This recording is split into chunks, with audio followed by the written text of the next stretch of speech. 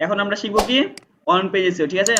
On page SEO মানে আমরা কি বলেছিলাম যে ওয়েবসাইটের ভিতরে থেকে কিংবা ওয়েবসাইটের ড্যাশবোর্ডের ভিতরে থেকে আমরা যে সকল কাজ করব সেগুলোকে কি বলা হয় অন পেজ এসইও। তার মানে কি অপটিমাইজেশন ভিজিবল কন্টেন্ট, মানে আমাদের কন্টেন্ট যেটা ভিজিবল হয় বাইরে সেটা আমরা অপটিমাইজ করব কোথা থেকে, ভিতর থেকে, ঠিক আছে? আচ্ছা, প্রথমে দেখেন অন পেজ এর কয়েকটা বেসিক জিনিস আছে যেগুলো মেনটেন করলে আপনি অন পেজে সুন্দরভাবে করতে পারেন। প্রথমটা কি আছে, স্ট্রাকচার অফ কন্টেন্ট। তার মানে কি বুঝলাম যে আপনার কন্টেন্টের স্ট্রাকচার, মনে করেন যে আপনি একটা কন্টেন্ট দেখেছেন, এসইও করেছেন, রিডেবিলিটি সবকিছু ক্লিয়ার, কিন্তু আপনার কন্টেন্টটা দেখতে সুন্দর না, তাহলে কি আপনার হবে, মানুষ দেখবে, দেখা যাচ্ছে ঢুকার পরে তার পছন্দ হয় নাই, সে তার চেহারা দেখেই পছন্দ করেন, তাহলে তার সাথে কি কথা বলবে, এরকম একটা ব্যাপার স্যাপার, সে বাইরে থেকেই চিনতে পেরেছে। তার মানে কি অবশ্যই আপনাকে যে কন্টেন্টটা লিখবেন তার স্ট্রাকচার সঠিকভাবে ঠিকঠাক মতো যে জায়গাতে যেটা বসানোর প্রয়োজন সেই জায়গাতে আপনাকে সেটা বসাইতে হবে, ঠিক আছে? এটা আমরা শিখবো। তারপর হচ্ছে কিওয়ার্ড ইন টাইটেল, আমরা করেছিলাম এর আগের ইয়াতে। আচ্ছা, আপনাদেরকে আরেকবার বোঝাই ব্যাপারটা, ঠিক আছে? মানে বলি আর কি। যদি আমরা ওয়ার্ডপ্রেসের ড্যাশবোর্ডে যাই নাকি, আছি তো এখানে, আমরা এখানে একটা কি করেছিলাম, পোস্ট করেছিলাম না, অল পোস্টে যাই, অল পোস্টে যাওয়ার পরে এটা করেছিলাম না, এই যে এটাই ওপেন করি, ঠিক আছে? অন পেজেও কিন্তু এর আগেও আপনারা কিন্তু অনেক কিছু শিখেছেন যখন আমরা পোস্ট করেছি, ঠিক আছে? তখন আমরা দেখি প্রথম কথা কি ছিল আমাদের এখানে, স্ট্রাকচার। প্রথম কথা মনে করেন যে আমরা মোটামুটি একটা স্ট্রাকচার দিয়েছি, আপনি তো জানেন যে কেমন হবে সাজানো সুন্দর হবে, ঠিক আছে না? মনে করেন যেগুলো এবড়ো খেবড়ো আছে ঠিকঠাক করলেন, এই জায়গাতে লিঙ্ক দেওয়া উচিত না, লিঙ্ক দিবেন না, এই জায়গাতে ইমেজটা ভালো লাগে না, ইমেজটা সরাই দিবেন, যেমন এটা ইয়াতে চলে আসছে আপনি জাস্ট এটা নিচে নিচে দিয়ে দিলেন, বুঝছেন? মানে আপনি আপনার মতো সুন্দর সাজাবেন যে হ্যাঁ আপনি মানুষ হিসেবে যেটা পছন্দ করবেন, তার মানে কি অন্য মানুষ ঠিক সেটাই পছন্দ করবে, এরকম একটা ব্যাপার। হ্যাঁ, রুচিশীল হইতে হবে, ঠিক আছে? আচ্ছা, তারপর কি আর ছিল, কিওয়ার্ড ইন টাইটেল। আমরা কি আমাদের টাইটেলে কিওয়ার্ডটা দিই নাই? কি লিখেছি, এসইও কন্টেন্ট রাইটিং, এটা আমাদের কি ছিল, ফোকাস কিওয়ার্ড কিনা ফোকাস কি প্রেস ছিল না তখন? তার মানে কি আমরা আমাদের টাইটেলেও কিওয়ার্ডটা ইউজ করেছি। তারপরে কি আছে, কিওয়ার্ড ইন ডেসক্রিপশন। আমরা কি ডিজিটাল মার্কেটিং কিওয়ার্ডটা ইউজ করিনি এখানে, কিংবা কন্টেন্ট এসইও কিংবা কন্টেন্ট রাইটিং এসইও কন্টেন্টটা আমরা ইউজ করি নাই, এই যে ইউজ করেছি, দেখছেন? এই যে যাই থাকেন দেখেন, এসইও কন্টেন্ট এটা আমাদের মেইন কিওয়ার্ড ছিল না, এটাকে আমরা ইউজ করেছি কিনা আমরা ডেসক্রিপশনে অবশ্যই, কিংবা টাইট এই আমাদের যে পোস্টে সেটাতে কিন্তু আমরা ইউজ করেছি।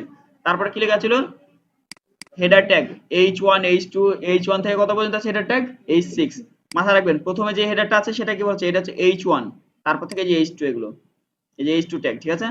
এটা চাইলে আমরা H1 করতে পারি, তাহলে কত কাজ সমান হবে, এই সমান হয়ে গেল না?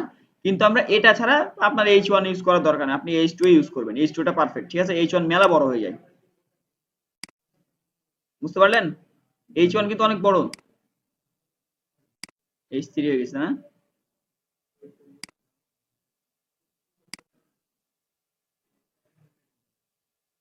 হয়ে গেছে, H2 হয়ে গেছে, বুঝতে পারছেন? আমাদেরকে অবশ্যই এই জিনিসগুলো। আর এখানে আমি কি বলেছিলাম জিনিসটা, যে আপনারা যখন একবার H1 থেকে H2 তে গেলেন তার মানে ফেরত আবার H1 এ আসতে পারবেন না, মানে H2 থেকে আবার যদি H3 তে যান আবার H2 তে ফেরত আসতে পারবেন, হয় আপনাকে সিরিয়াল মেনটেন করে করতে হবে, নাহলে সেম জিনিসটাই বারবার করা লাগবে, ঠিক আছে?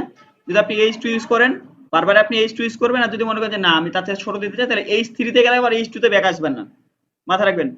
H3 তে গেলে H2 তে ব্যাক আসবে না, কিন্তু আপনি মাঝে মাঝে যে কন্টেন্ট বোল্ড করছেন এটাতে সাইজ বাড়বে, এটা কিন্তু ওই ওই ব্যাপার, মানে ওটার সাথে কিন্তু এটার সাথে কোনো সম্পর্ক নাই, বুঝছেন না? এটা কিন্তু আলাদা জিনিস। তাই বলে আবার এটা মনে করেন যে বোল্ড করার কারণে সাইজ বেড়ে গেল বলে যে এটা একটু বড় হয়ে গেল, এটা H1 থেকে কি বলছে H3 থেকে H2 তে চলে গেল, এরকম কোনো কিছু না, বুঝছেন?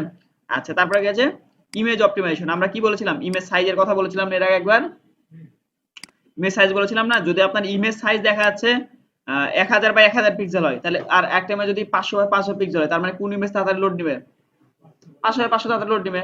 কিন্তু যদি আপনি আবার ওই ইমেজটাকে আবার 100 বাই 100 করেন তাহলে কি হবে, লোড তো নেবে তাড়াতাড়ি কিন্তু ইমেজের কোয়ালিটি কি হবে, ফেটে যাবে, মানে ফ্যাকশে ফ্যাকশে হয়ে যাবে না। তার মানে কি অবশ্যই আপনাকে একেবারে হাই কোয়ালিটিতে যাওয়া লাগবে না, কারণ আপনার লোডিং টাইমটা মেন ফ্যাক্টর একটা কারণ আছে। আপনি যদি লোডিং টাইমটা বেশি হয় তাহলে কিন্তু আপনার সমস্যা, বুঝেন নাই? হ্যাঁ, ধৈর্য হারা যাবে, এরকম একটা ব্যাপার স্যাপার। আর ঠিক আছে, একেবারে লোতেও যাওয়া যাবে না কারণ আপনার কোয়ালিটিটা ডাউন হয়ে যাবে, তার মানে কি অবশ্যই আপনাকে মিডিয়ামে রাখা লাগবে, ঠিক আছে, ইমেজ কোয়ালিটি। তারপর আবার কি আছে, লোডিং টাইমের ব্যাপার আছে, অল্টার টেক্সট, ইমেজে যে টেক্সট গুলো আছে, তারপর ট্যাগ গুলো আছে, আমরা ইমেজ এসইও করা শিখেছিলাম না, আপনারা তো এগুলো করেছেন তাই না? আচ্ছা, তারপর আছে ইন্টারনাল লিঙ্ক। ইন্টারনাল লিঙ্ক মানে কি বলেছিলাম আমরা, ভেতরের লিঙ্ক, মানে আমাদের ওয়েবসাইটের ভেতরের লিঙ্ক আছে না, আমাদের যে ওয়েবসাইটে তো মেলা করে পেজ থাকতে পারে, আরো বিভিন্ন ধরনের যে ওয়েব পেজ গুলো আছে ওই ওয়েব পেজ গুলোর লিঙ্ক যখন আমরা আমাদের কন্টেন্টের ভিতরে ইমপ্লিমেন্ট করি অবশ্যই কিন্তু সুন্দরভাবে করতে হবে। এমন না যে জাস্ট করা লাগবে বলে আপনি করে দিলেন, এমনটা না। আপনাকে অবশ্যই মাথায় রাখতে হবে যে যেই লাইনের সাথে আমার ওই লিঙ্কটা মানাবে আমি শুধুমাত্র সেই লাইনেই আমি ওই লিঙ্কটা ইউজ করব। ক্লিয়ার? আচ্ছা, তারপরে কি আছে এক্সটার্নাল লিঙ্ক। এক্সটার্নাল লিঙ্ক মানে কি? অবশ্যই এটা আউটসাইড লিঙ্ক। ইন্টারনাল লিঙ্কে কি বলা হয়? ইনবাউন্ড লিঙ্ক, আর এক্সটার্নাল লিঙ্কে বলা হয় আউটবাউন্ড লিঙ্ক। ঠিক আছে, কিংবা আউটসাইড লিঙ্কও বলতে পারেন, সমস্যা নাই। আচ্ছা, তারপরে কি যখন এক্সটার্নাল লিঙ্ক, তার মানে কি আমাকে অন্তত একটা এক্সটার্নাল লিঙ্ক ইউজ করা লাগবে। কেমন ভাবে ইউজ করবেন? মনে করেন যে আপনি কারো কাছ থেকে ইন্সপাইরেশন নিয়েছেন যে হ্যাঁ এই ব্যক্তিটা এই কন্টেন্টটা লিখেছে, আমি তারটা দেখে ইন্সপাইরেশন নিলাম, তাহলে আপনি তাকে একটা রেফার করতে পারেন। আপনি যেহেতু তার ওয়েবসাইটে কন্টেন্ট সুন্দরভাবে দেওয়া আছে তাকে আপনি রেফার করতে পারেন, কিন্তু আবার এখানে একটা মাথায় রাখতে হবে তার কন্টেন্ট যাতে ভালো হয়। তার কন্টেন্ট যদি ভালো নয়, আপনি তাকে রেফার করেছেন, গুগল যখন তাকে ক্রল করবে তারপর কিন্তু আপনার ওয়েবসাইটে র্যাঙ্ক ডাউন হয়ে যাবে। কারণটা আপনি খারাপ ব্যক্তিকে রেফার করেছেন। খারাপ কন্টেন্টকে রেফার কখনো করা যাবে না। ঠিক আছে, অবশ্যই যদি ভালো কন্টেন্ট তাহলে রেফার করবেন, আদারওয়াইজ করার কোনো প্রয়োজন নাই। আর যদি তাছাড়া অন্য কোনো ওয়েবসাইট থাকে, আপনার দুই একটা ওয়েবসাইট থাকে, আপনি ওটার লিঙ্ক ইউজ করতে পারেন। ক্লিয়ার? আচ্ছা, তারপরে কি লেখা আছে? Depth of content. এটার মানে কি? কন্টেন্টের গভীরতা বুঝতে হবে। ঠিক আছে, right details and good content মানে কি? আপনি যে কন্টেন্টটা লিখবেন যাতে মানুষ পড়ে বুঝতে পারে হ্যাঁ আমি ওই জিনিসটা বুঝতে পারলাম। মনে করেন কেউ যদি ডিজিটাল মার্কেটিং সম্পর্কে বুঝতে চাই, আপনি এমন ভাবে লিখছেন যে ডিজিটাল মার্কেটিং কিছুই বুঝতে পারছেন না, তাহলে সে কি আপনার কন্টেন্টে থাকবে? অসম্ভব। তার মানে ডিজিটাল মার্কেটিং যখন লিখবেন ডিজিটাল মার্কেটিং সম্পর্কে, তখন অবশ্যই আপনাকে ডিজিটাল মার্কেটিং সম্পর্কে বিস্তারিত আলোচনা করা লাগবে। ঠিক আছে, আর গুড কন্টেন্ট বলতে যে রিডিবিলিটির কথা বলেছিলাম আপনাদেরকে, অবশ্যই এমন ভাবে লিখবেন যাতে মানুষ পড়ে বুঝতে পারে ব্যাপারটা। বুঝতে পেরেছেন? আচ্ছা, তারপরে কি লেখা আছে? Relevant keyword. রেলিভেন্ট কিওয়ার্ড মানে কি বলেন তো? রেলিভেন্ট কিওয়ার্ড মানে হচ্ছে সাইড কিওয়ার্ড। যেমন আমরা কি ডিজিটাল মার্কেটিং এ কি বলতে পারি? অনলাইন মার্কেটিং বলতে পারি, ওয়েব মার্কেটিং বলতে পারি, আবার কিছু কিছু ভাষা আছে সোশ্যাল মার্কেটিং বলতে পারেন। বুঝতে পেরেছেন? এগুলোকে বলা হচ্ছে রেলিভেন্ট কিওয়ার্ড। তার মানে কি আপনি যেহেতু ডিজিটাল মার্কেটিং কিওয়ার্ডটা বারবার ইউজ করতে পারেন, আমি 1000 এ কয় পার্সেন্ট ইউজ করতে বলেছি? 1000 ওয়ার্ডে আপনি 3% থেকে 6% করে সর্বোচ্চ ডিজিটাল মার্কেটিং ইউজ করতে পারেন। কিন্তু আপনার তো আরো বেশি প্রয়োজন হতেই পারে, স্বাভাবিক বিষয়, হতে পারে না? তখন আপনি কি করবেন? Online marketing, web marketing, social marketing, আরো বিভিন্ন ধরনের মার্কেটিং নামটা মানে জাস্ট সাইডে যেগুলো আছে ওগুলো ইউজ করে আপনি করতে পারেন। ক্লিয়ার? আচ্ছা, তারপর কি আছে? Optimisation URL. আমরা এখানে ওয়ার্ডপ্রেস অপটিমাইজেশন ইউআরএল কোথা থেকে করব? অপটিমাইজেশন ইউআরএল করব হচ্ছে আমরা স্ল্যাগ থেকে, ওয়ার্ডপ্রেসের। ঠিক আছে, এই যে এগুলো ফোকাস ইয়াতে আছে না? ইউআরএল কোথায় গেল? এই যে স্ল্যাগ। এই যে অপটিমাইজেশন ইউআরএল কোথা থেকে করব? স্ল্যাগ থেকে করব। দেখেন স্ল্যাগে কত বড় ইউআরএল হয়েছে না? আমরা কি করতাম? SEO course. এখানে কি করতে হবে আমাদেরকে? স্ল্যাগে কি করতে হবে বলেন তো? আমাদের যে ফোকাস কিওয়ার্ড শুধু আমরা সেটা ইউজ করব। কোথায়? স্ল্যাগে। আমাদের ফোকাস কিওয়ার্ড কি ছিল? এসইও কন্টেন্ট রাইটিং ছিল না? আমরা অবশ্যই আমাদের ফোকাস কিওয়ার্ডটা কোথায় দিব? স্ল্যাগে দিব। ঠিক আছে, আচ্ছা এটা কপি করলাম, কপি হয় না, আবার কপি করলাম, স্ল্যাগে যাব, পেস্ট করলাম। এই প্রত্যেকটা স্ল্যাগের চিহ্ন কোনটা?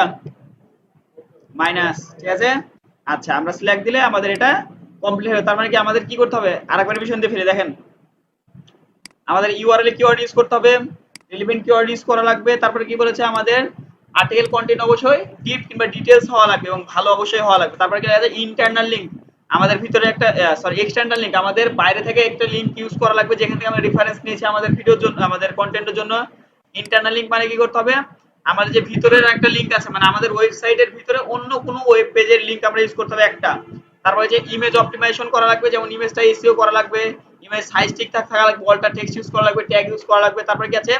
হেডিং ট্যাগ ইউজ করা লাগবে। H1 থেকে H6 পর্যন্ত আপনি যেটা যেখানে মানানসই হবে। তবে অবশ্যই একটা জিনিস মাথায় রাখতে হবে, যদি একবার H2 ইউজ করে ফেলেন আপনি তারপরের বার আর H1 ইউজ করতে পারবেন না। যখন আপনি একবার H3 ইউজ করে ফেলবেন তারপরের বার আর H2 ইউজ করতে পারবেন না। অবশ্যই বড় থেকে ছোট যাইতে পারবেন, কিংবা সেম যাইতে পারবেন, কিংবা ছোট থেকে কিন্তু আর বড় যাইতে পারবেন না। ঠিক আছে, আচ্ছা হ্যাঁ H6 পর্যন্ত সর্বোচ্চ যাইতে পারবেন। ঠিক আছে, আচ্ছা তারপরে কি আছে?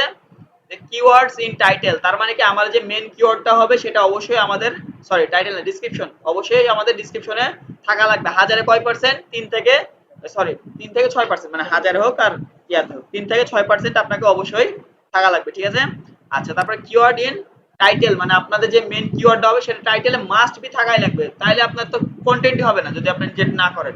ঠিক আছে না? তারপরে আছে স্ট্রাকচার অফ কন্টেন্ট। অবশ্যই আপনার কন্টেন্টে যে স্ট্রাকচার আছে, যেটা সাজানো আছে, সেটা অবশ্যই সুন্দর লাগবে। আপনি যদি সুন্দরভাবে সাজাইতে না পারেন তাহলে কিন্তু কাজ হবে না। বুঝতে পেরেছেন? ব্যাপারটা কি ক্লিয়ার হয়েছে সবার কাছে? আচ্ছা ঠিক আছে, তাহলে অবশ্যই অন পেজ এসইওটা আপনারা ফুলফিল করে নেবেন। যদিও বা এর আগে আমরা যখন কন্টেন্ট লিখেছিলাম তো সেখানে আমরা বিস্তারিত আরো বেশি আলোচনা করেছি, কারণ আমি জানতাম যে অন পেজ আপনার এটা হলে অন পেজের ক্লাসটা আমার অনেক সহজ হবে, তাই আমি ওটা আগে দেখা দিয়েছি, বুঝছেন? এই কয়টা জিনিস যদি আপনি মেনটেন করে চলেন তাহলে অবশ্যই আপনি অন পেজও ফুলফিল করতে পারবেন। ক্লিয়ার?